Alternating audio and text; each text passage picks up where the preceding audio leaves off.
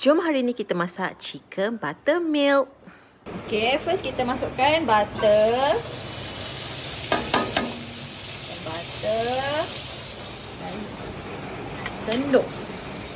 Kita kacaukan dia.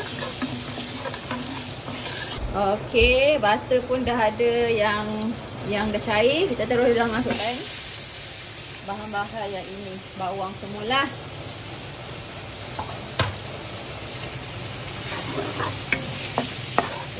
Tumis sekejap hingga naik bau. Jangan lupa kita punya daun kari. Masukkan sekali.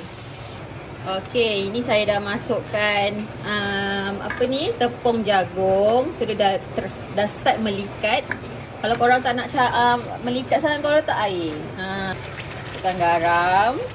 Masukkan susu cair. Slow lah. Ni first saya godak dulu. And the second saya masukkan lepas ni. Okay.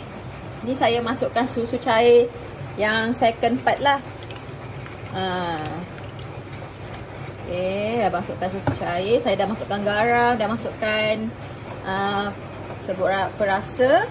Baru saya masukkan ayam saya lah. Ayam memang garing. Allah. Macam tu. Kita godakkan. Orang dalam rumah ni dia suka kuah banyak. Jadinya saya kena buat kuah banyak lah. Kena kuah yang banyak. Sedapnya.